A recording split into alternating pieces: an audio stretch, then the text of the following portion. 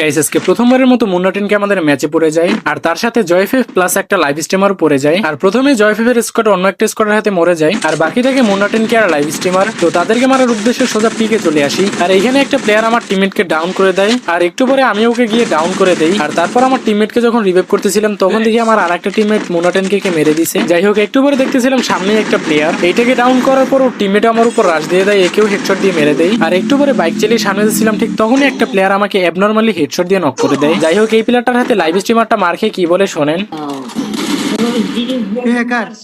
আচ্ছা, আশা করি বুঝে গেছেন এটা একটা হ্যাকার ছিল। যাই হোক, আমাকে যেহেতু মারছে রিভেঞ্জ নেওয়ার ট্রাই তো একবার করাই যায়। একটু পরে রিভাইভ পেয়ে সোজা পিকে চলে আসি হ্যাকারকে মারার উদ্দেশ্যে, আর আমার সামনে ছিল সেই হ্যাকারটা। তারপর দেখেন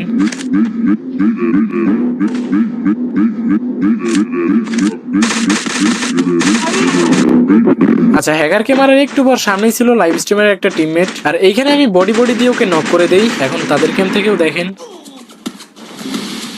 আচ্ছা, ওকে মারার পর সামনে ছিল স্টিমারটির আরো একটা টিমমেট, এটাকেও হেডশট দিয়ে ডাউন করে দেই। আর একটু পরে আকাশ থেকে একটা প্লেয়ার ল্যান্ড করতেছিল, আর এটাকে আমি হেডশট দিয়ে ডাউন করার পর দেখে এইটাই সেই লাইভ স্ট্রিমারটা ছিল। এবার তার ক্যাম্প থেকেও দেখেন। যাই হোক, এর একটু পরে আমিও মরে যাই, আর আমার শেষের টিমমেটটা নেট ছিল না, যার কারণে অন্য একটা এনিমি এসে ওকেও মেরে দেয়। তো আজকের মতো টাটা।